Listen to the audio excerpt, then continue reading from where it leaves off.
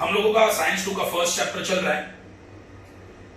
अब तक हम लोगों ने हेरिडिटी के बारे में देखा, एवोल्यूशन के बारे में देखा, एवोल्यूशन के एविडेंस के बारे में भी देखा। अब हम लोग देखने वाले हैं लैमार्किज्म। ओके, लैमार्किज्म है क्या वो अभी देखते हैं। जीन बाप्टिस्ट लैमार्क, देखो ये लैमार्किज्म ये वर्ड कहां से आया है। ये एक साइंटिस्ट है लैमार्क, उसके नाम के ऊपर से लैमार्किज्म ये कंसेप्ट आया है। अब ये लैमार्किज्म क्या बोला वो देखते हैं। Morphological changes occurring in living organism are responsible for evolution, and the reason behind those morphological changes is activities or laziness of that organism. देखो इसका मीनिंग क्या है। तो लैमार्क ने बोला कि ठीक है किसी भी लिविंग ऑर्गेनिज्म के अंदर उसके बॉडी में चेंजेस आ रहे हैं। एंशिएंट टाइम में क्या हुआ कि किसी भी लिविंग ऑर्गेनिज्म के अंदर उनके बॉडी पार्ट्स में चेंजेस आए। चेंजेस क्यों आए? ताकि वो अर्थ के ऊपर सरवाइव कर सके। सरवाइव कर सके मतलब क्या? जिंदा रह सके। लेकिन क्वेश्चन ये है कि बॉडी में चेंजेस कैसे आए। हम लोग तो बोल दिए कि हाँ नेचर में जिंदा रहना है, इसीलिए लिविंग ऑर्गेनिज्म के अंदर मॉर्फोलॉजिकल चेंजेस आए। मॉर्फोलॉजिकल चेंजेस मतलब उनके बॉडी पार्ट्स में चेंजेस आए। क्यों आए? ताकि वो अर्थ के ऊपर सरवाइव कर सके, ये नेचर में जी सके। लेकिन क्वेश्चन क्या है, चेंजेस क्यों आए और कैसे आए? चेंजेस कैसे आए? हम लोग बोल दिए कि चेंजेस आ गए, लेकिन कैसे आए? ये किसने बोला? लैमार्क ने बोला। चेंजेस कैसे आए देखो, उसने बोला कि एंशिएंट टाइम में लिविंग ऑर्गेनिज्म जिस बॉडी पार्ट्स को यूज करते थे रेगुलरली, वो बॉडी पार्ट्स आज अवेलेबल है।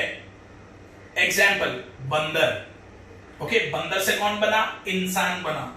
ओके, तो बंदर अपने पैरों का और हाथों का इस्तेमाल करता था, है ना। रेगुलर बेसिस पे बंदर अपने पैरों का और हाथों का इस्तेमाल करता था, मतलब उनकी एक्टिविटी चालू थी। किसकी? पैरों की और हाथों की, है ना। इसीलिए आज इंसान के अंदर पैर और हाथ दोनों हैं। सिंपल। उसने क्या बोला देखो, उसने जो बोला बहुत इंपॉर्टेंट कंसेप्ट है। उसने बोला कि किसी भी लिविंग ऑर्गेनिज्म के अंदर मॉर्फोलॉजिकल चेंजेस आए। क्यों? ताकि वो अर्थ के ऊपर जिंदा रह सके। मॉर्फोलॉजिकल चेंजेस मतलब क्या? उनके बॉडी पार्ट्स में चेंजेस आए। क्वेश्चन ये है कि कैसे आए? बॉडी पार्ट्स में चेंजेस आए तो आए कैसे? ये लैमार्क ने बताया। लैमार्क ने बोला कि एंशिएंट टाइम में जो एनिमल्स थे,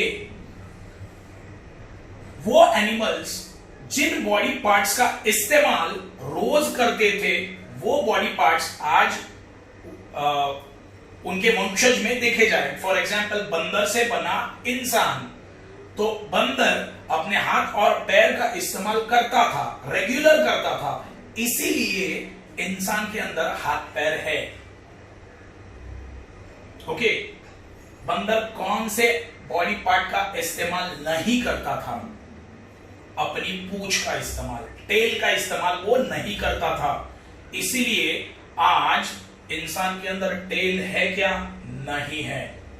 मतलब मुझे ये बोलना है, लैमार्क ने बताया जो लिविंग ऑर्गेनिज्म अपने बॉडी पार्ट्स का इस्तेमाल रेगुलर करता था, वो आज प्रेजेंट में दिखाई देते हैं। फॉर एग्जाम्पल बंदर अपने हाथ पैर का इस्तेमाल करता था, इसीलिए इंसान के अंदर हाथ पैर है। बंदर अपने पूंछ का इस्तेमाल नहीं करता था, इसीलिए धीरे धीरे धीरे उसका पूंछ भी निकल गया और आज इंसान के अंदर पूंछ नहीं है। ये किसने बोला? लैमार्क ने बोला। ये एग्जाम्पल मैंने दिया और उसके इस थियोरी को बोला जाता है यूज और डिसयूज ऑफ ऑर्गन्स। ओके, उसके इस थियोरी को क्या बोला जाता है? यूज और डिसयूज ऑफ ऑर्गन्स। आगे उसने बोला the neck of giraffe has become too long due to browsing on leaves of tall plant by extending their neck for several generation. Similarly, shoulder of the iron-smith have become very strong due to the frequent hammering movement. देखो, इसका Lamarck ने examples दिए। Giraffe giraffe vegetarian animal है, okay, वो क्या खाता है? Plants के ऊपर पत्ते खाता है। जो प्लांट्स लंबे हैं उसके पत्ते खाने के लिए जिराफ क्या करता है? अपने नेक को स्ट्रेच करता है। सही है। लेमार्क ने बोला जिराफ क्या करता था? प्लांट के पत्ते खाने के लिए अपने गर्दन को, अपने नेक को स्ट्रेच करता था और पत्ते खाता था। और वो ये सेवरल जनरेशन करता रहा, मतलब बहुत सालों तक ये चलता रहा। वो अपने नेक को क्या करता था? स्ट्रेच करता था और पेड़ के ऊपर के पत्ते खाता था। इसीलिए जिराफ का नेक आज लॉन्ग है। बॉडी में चेंज है ना जिराफ के, समझे उसे क्या बोलना है? लेमार्क ने बोला कि जिराफ एक ऐसा एनिमल था जो पेड़ के, जो ऊंचे ऊंचे पेड़ है उसके ऊपर के पत्ते खाने के लिए अपने नेक को स्ट्रेच करता था और ये बहुत सालों तक चलता रहा। इसीलिए जिराफ का नेक क्या है? लॉन्ग है।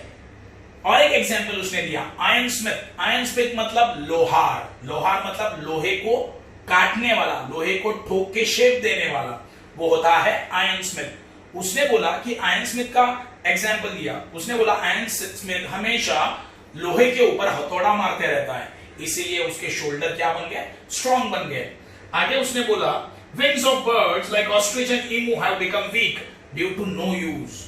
देखो उसने एग्जांपल दिया ऑस्ट्रिच एंड ईमू बर्ड का।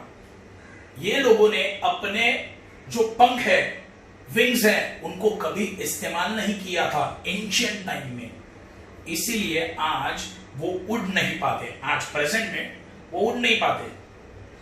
उसने बोला legs of the birds like swan and duck have become useful for swimming due to living in water, and snakes have dodged their legs by modification in their body from burrowing habits.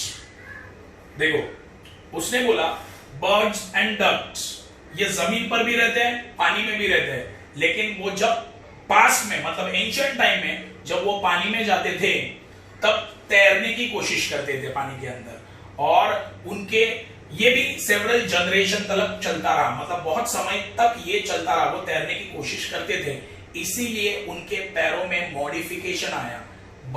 Duck and स्वान, याद रखना, ये उनके पैरों में modification आया और वो तैरना सीख गए। ऐसे चेंजेस आए उनके बॉडी में। उन्होंने और एक एग्जांपल दिया है स्नेक का। स्नेक को भी लेग्स थे, ओके, तो वो बोले कि स्नेक की जो बोरई, मतलब जो गड्ढा खोदने की आदत है अपने पैरों से, उसकी वजह से उनके लेग्स डिसअपियर हुए, मतलब चले गए। इसीलिए आज स्नेक को पैर नहीं है। All these examples are type of acquired characters। मतलब क्या है?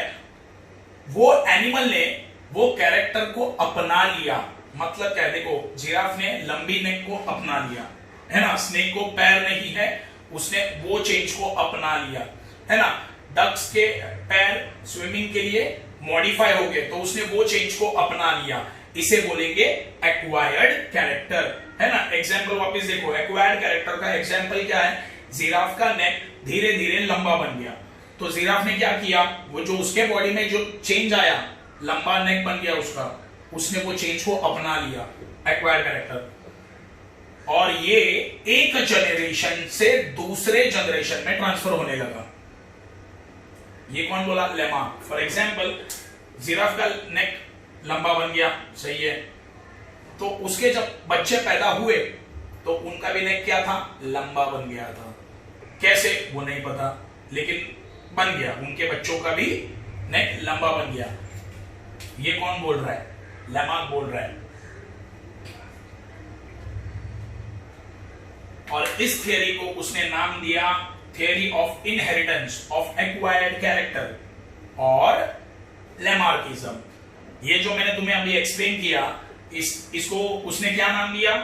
थियरी ऑफ इनहेरिटेंस और ऑफ एक्वायर्ड कैरेक्टर और लेमार्किज्म। आगे, development of organ due to specific activity और their degeneration due to no use at all was widely accepted. देखो उसने दो चीजें बताई, लेमार्क ने दो चीजें बताई कि बॉडी में चेंज क्यों आता है। एग्जांपल जिराफ, देखो लेमार्क ने क्या बताया कि किसी भी एनिमल के बॉडी में चेंज क्यों आया। जैसे जिराफ, ऊंचे ऊंचे ऊंचे प्लांट्स के ऊपर वो क्या करता था, पत्तों को खाता था, तो अपनी नेक को क्या करता था, स्ट्रेच करता था, तो उसका नेक हमेशा के लिए लंबा बन गया। ये एक उसने बताया, मतलब ये थ्योरी उसने बताया। चेंज कैसे आया उसने बताया। सेकंड उसने बताया जिराफ के अंदर जो चेंज आया वो चेंज उसके बच्चों में भी पाया गया, मतलब उसके बच्चों का नेक भी लंबा था। क्यों, ये नहीं बताया, समझे।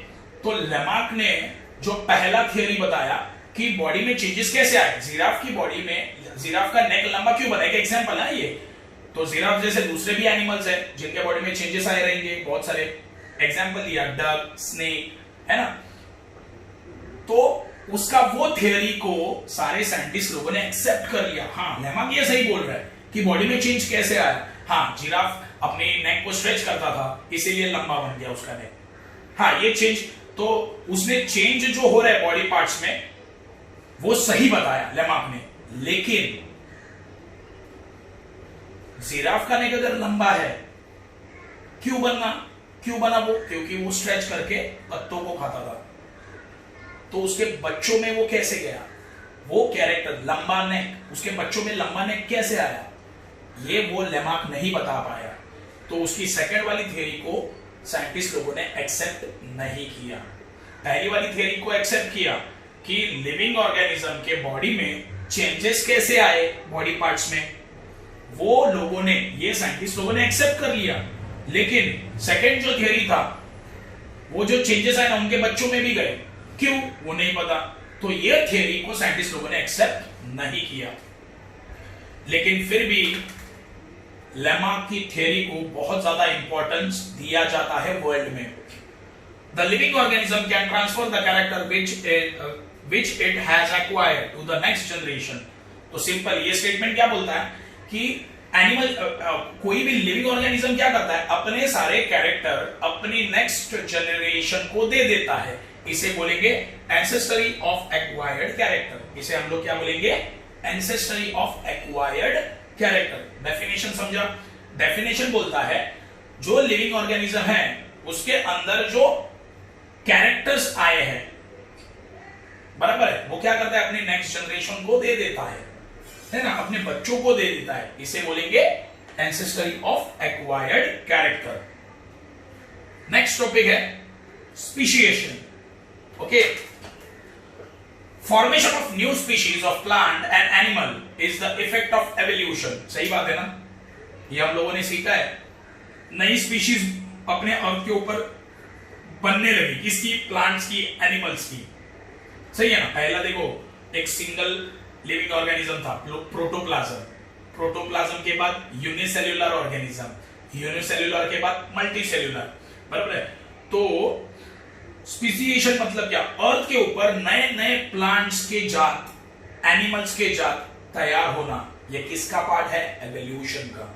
ओके, तो formation of new species of plant and animal is the effect of evolution. मतलब अर्थ के ऊपर नए नए प्लांट्स या नए नए एनिमल्स का स्पीशीज तैयार होना। स्पीशीज मतलब क्या है समझे, स्पीशीज मतलब प्लांट्स के अंदर आने वाले बहुत सारे टाइप्स, है ना। प्लांट्स के अंदर आने वाले बहुत सारे टाइप्स, एनिमल्स के अंदर आने वाले बहुत सारे टाइप्स। फॉर एग्जांपल टाइगर है, हाँ, फिर तुम्हारे पानी के अंदर रहने वाले, जमीन के अंदर रहने वाले, फिर तुम्हारे हवा में उड़ने वाले, ये हुए स्पीशीज, ये टाइप हुए स्पीशीज। जमीन के ऊपर रहने वाली की अलग स्पीशीज, हवा में उड़ने वालों की अलग स्पीशीज, पानी में रहने वालों की अलग स्पीशीज। तो ऐसी नई नई स्पीशीज अर्थ के ऊपर तैयार हुई, और ये किसका पार्ट है, एवोल्यूशन का पार्ट है। ओके, तो पहले लाइन का मीनिंग समझा, formation of new species of plant and animal is the effect of evolution, है ना। नए नए प्लांट्स अर्थ के ऊपर बने, नए नए एनिमल्स अर्थ के ऊपर बने, ये किसका पार्ट है, एवोल्यूशन का। Species is the group of organisms that can produce fertile individual through natural reproduction।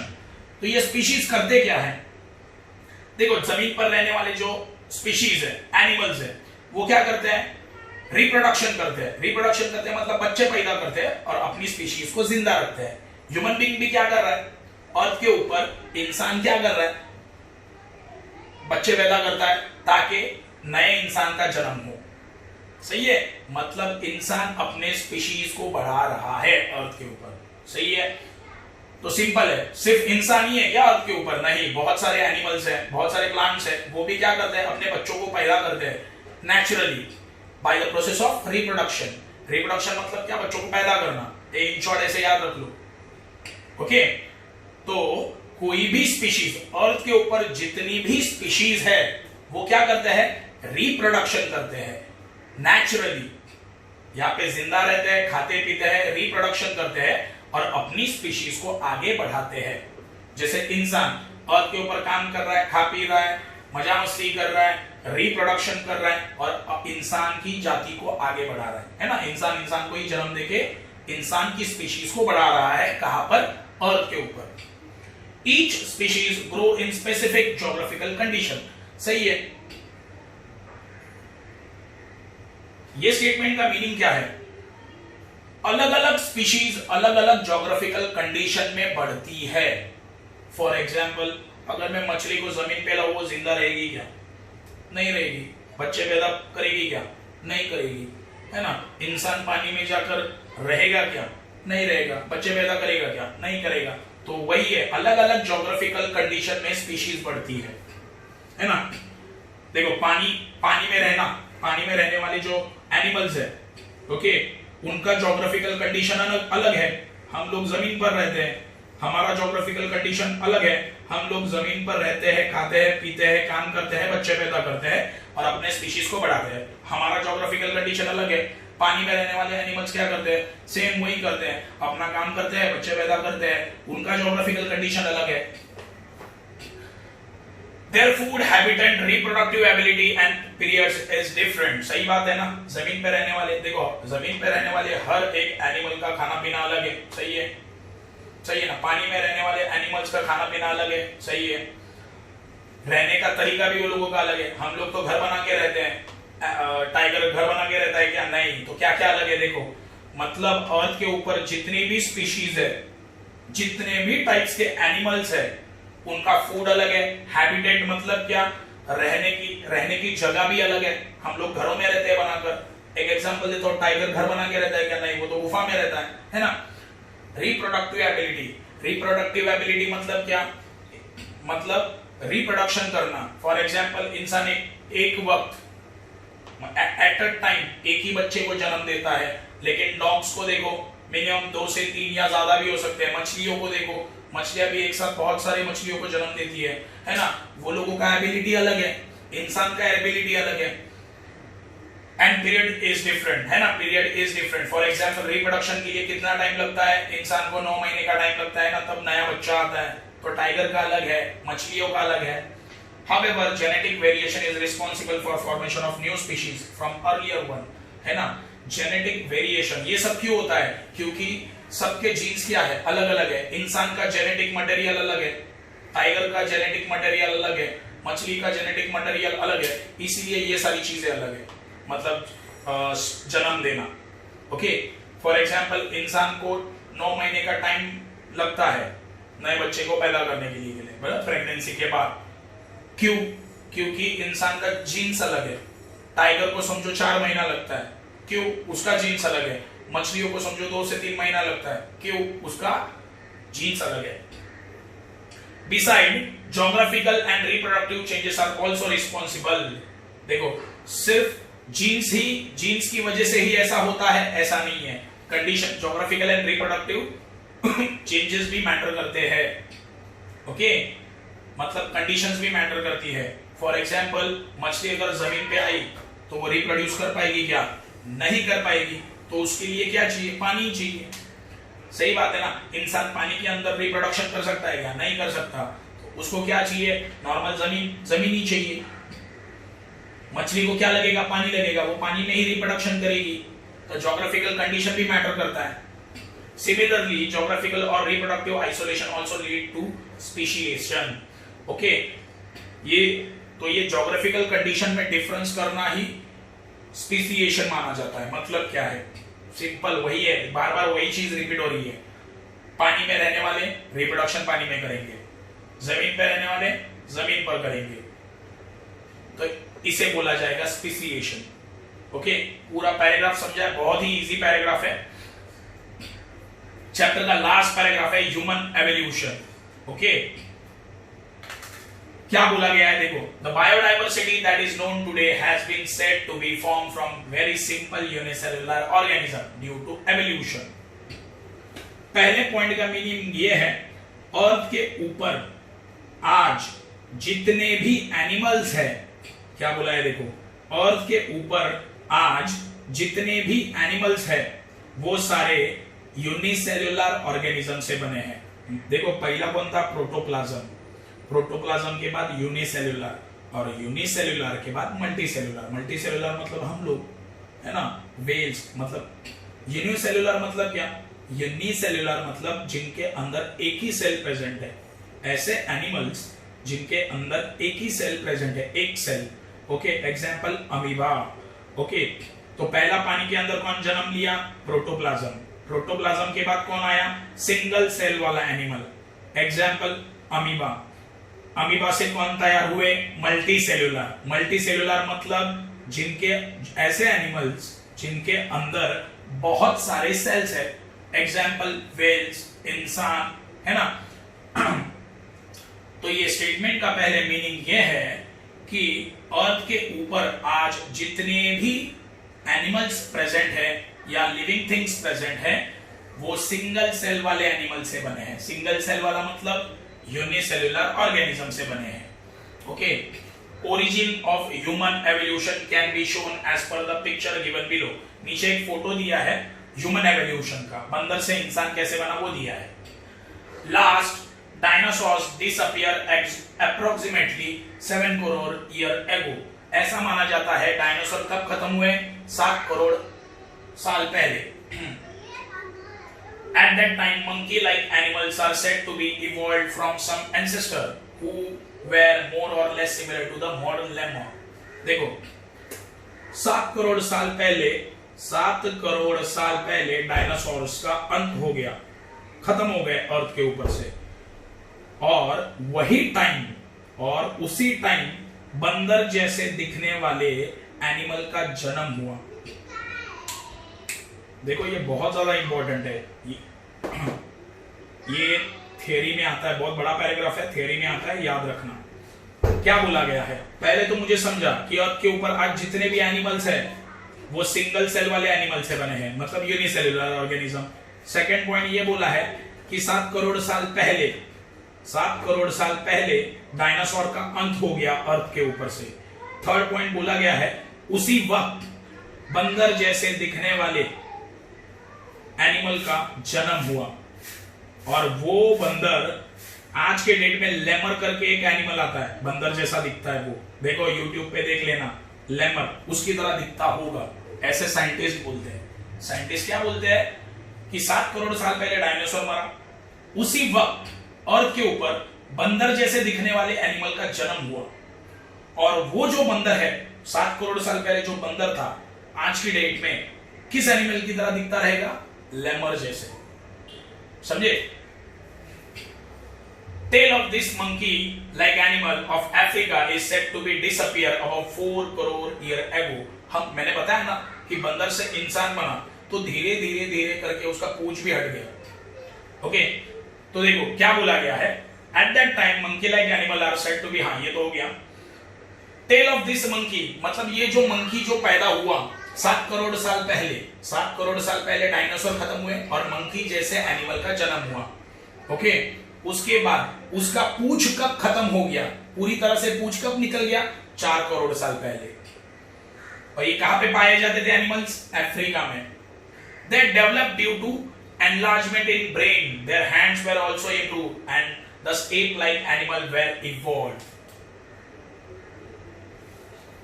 तो अभी तक मुझे क्या समझा, अभी तक मुझे समझा कि 7 करोड़ साल पहले डायनासोर खत्म हुए, उसके बाद बंदर जैसे दिखने वाला एक एनिमल तैयार हुआ, लेमर जैसे। लेमर एक टाइप है, मंकी का एक टाइप है लेमर, आज भी अवेलेबल है लेमर, देख लेना यूट्यूब पे। तो पहला जो बंदर जैसा दिखने वाला एनिमल कौन था, लेमर था। ओके, उसके बाद उसका पूंछ कितने साल पहले खत्म हो गया, 4 करोड़ साल पहले खत्म हुआ। धीरे धीरे वो लेमर में डेवलपमेंट आते गया, उसका ब्रेन का साइज बढ़ गया, उसके हाथों का स्ट्रक्चर बढ़ गया, ओके। और वो कैसे दिखने लगा? एप्स की तरह। कैसे? App like animal. देखो ये टाइप्स है, बंदर के टाइप्स है। पहला जो बंदर दिखता था वो लेमर जैसा दिखता था, धीरे धीरे वो लेमर में डेवलपमेंट आए, उसका ब्रेन साइज बढ़ा, उसके हाथों के स्ट्रक्चर में चेंजेस आए, और वो कैसा बन गया? एप। आज भी एप्स है, ओके, देख लेना यूट्यूब पे। एप लाइक एनिमल्स की तरह वो दिखने लगा।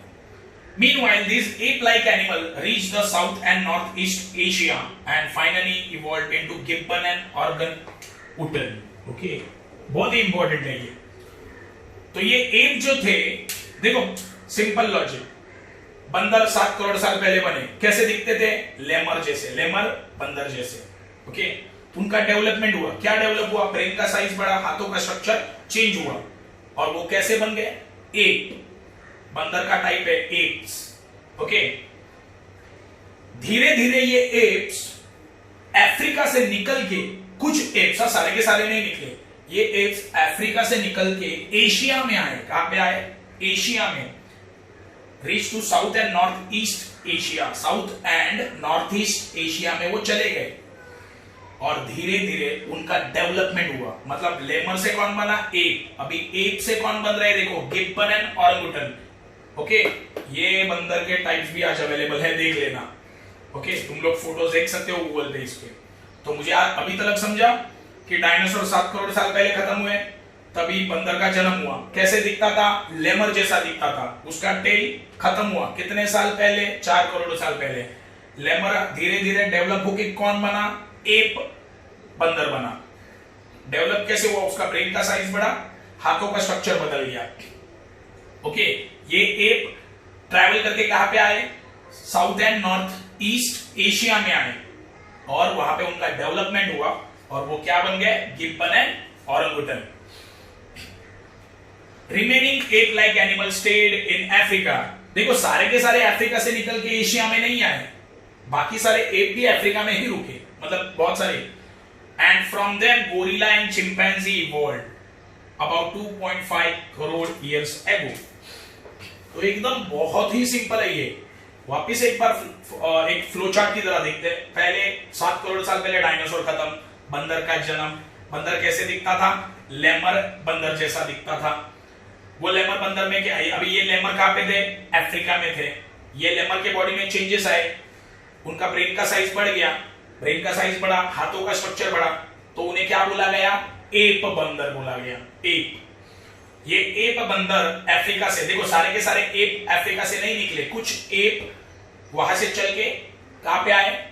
एशिया में आए, और उनमें डेवलपमेंट हो, एशिया में जो आए उनमें डेवलपमेंट हुआ उनके बॉडी में, और वो क्या बन गए? Gibbon and ओरंगुटन।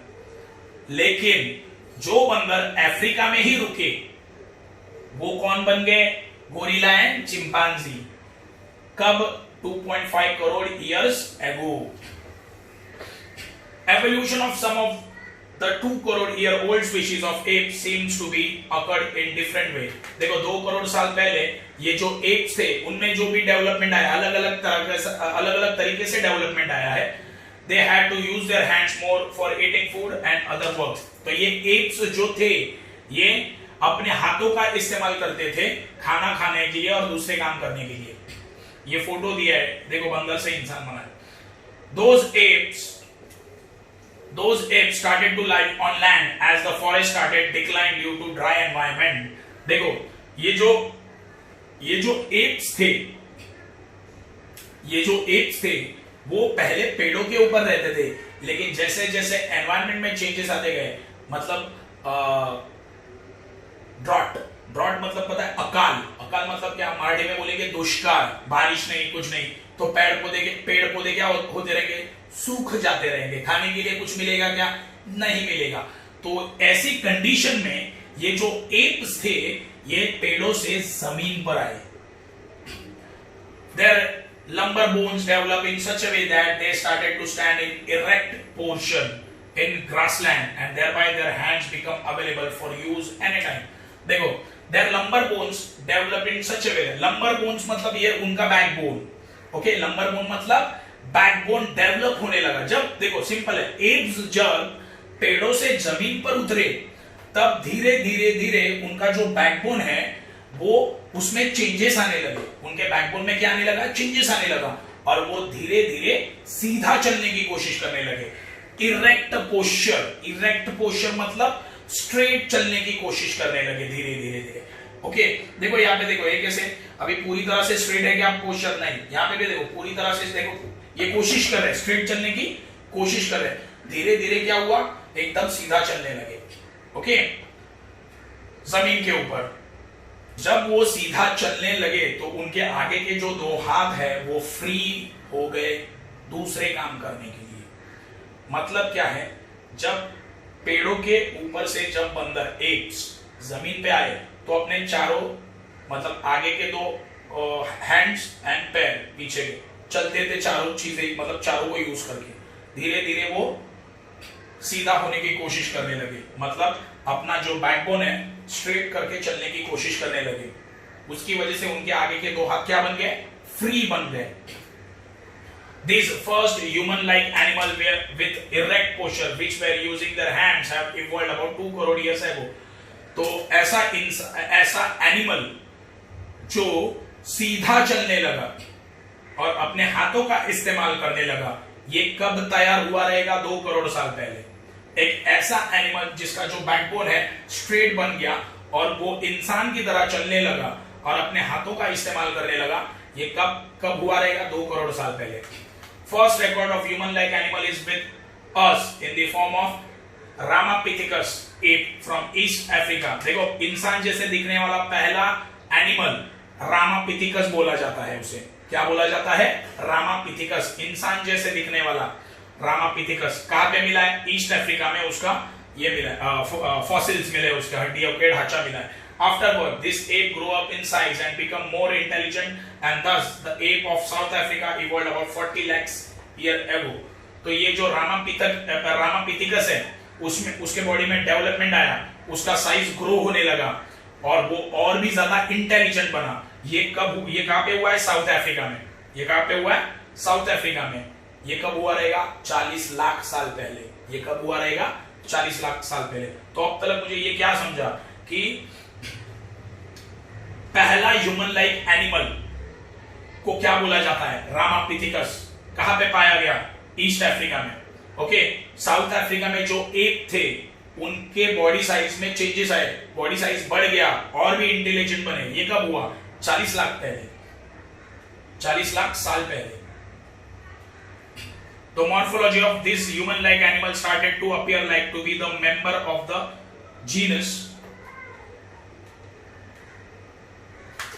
Homo about 20 lakh years ago. देखो, the morphology of this human-like animal started to appear like to be the member of the genus Homo. देखो, इंसान की तरह जो एनिमल बनने लगा या मिलने लगा हमें, मतलब उसके जो फॉसिल्स है मिलने लगे, उन्हें होमो बोला जाता है। Homo why? Because they are similar to human beings. Okay, ऐसे एनिमल्स जो पूरे जो ऑलमोस्ट इंसान की तरह दिखने लगे। क्या बोला? देखो ये देखो, ये क्या बोला गया है? देखो, ऐसे एनिमल्स जो ऑलमोस्ट इंसान की तरह दिखने लगे उन्हें बोला गया होमो। Homo means similar. तो ऐसे एनिमल्स जो सिमिलरली इंसान की तरह दिखने लगे उन्हें बोला जाता है होमो। ये कब हुआ? 20 lakhs years ago। मतलब 20 लाख साल पहले पहला इंसान जैसा मतलब ऑलमोस्ट इंसान की तरह दिखने वाला एनिमल पैदा हुआ, उसे बोला गया है homo. Homo means what? Similar to human beings. ऐसा animal which is similar to human beings, जिसे होमो बोला गया। ओके, ये कब हुआ? 20 लाख पहले। मतलब सिंपल मुझे समझा कि 20 लाख पहले, 20 लाख साल पहले ज्यादा करके इंसान की तरह दिखने वाला एक एनिमल का जन्म हुआ जिसे होमो बोला गया। Homo means what? Similar to human. Okay, about 15 lakhs years ago, human walking with erect posture was evolved. 15 lakh साल पहले एकदम इंसान की तरह चलने वाले एनिमल का जन्म हुआ। मतलब वही बंदर का डेवलपमेंट हुआ। मतलब 15 लाख साल पहले जो एनिमल था, जो बंदर था, वो एकदम इंसान की तरह स्ट्रेट चलता था। Okay, it may have existed in China and Indonesia of ancient continent. देखो ये कहां पे पाए गए हैं, इनके फॉसिल्स कहां पे मिले हैं, चाइना एंड इंडोनेशिया में मिले हैं। Evolution of upright man continued in the direction of developing its brain for the period of 1 lakh year and meanwhile it discovered the fire। देखो तो 1 लाख साल पहले इंसान अपने दिमाग का इस्तेमाल करने लगा। ये जो बंदर था, ये जो इंसान की तरह पूरा का पूरा इंसान की तरह दिखने वाला जो बंदर था, वो 1 लाख साल पहले बहुत ही ज्यादा इंटेलिजेंट बन गया था। अपने दिमाग का वो यूज करने लगा था और उसने किसकी डिस्कवरी की, फायर की। समझे, मतलब बोला गया है 1 लाख साल पहले इंसान की तरह एकदम डिक्टू इंसान की तरह दिखने वाला एनिमल पैदा हुआ था। वो अपने दिमाग का इस्तेमाल करता था और उसने फायर का डिस्कवरी किया। Brain of 50,000 years old man had been sufficiently evolved to the exact extent that it could be considered as a member of class wise man। तो 50,000 साल पहले इंसान बन गया।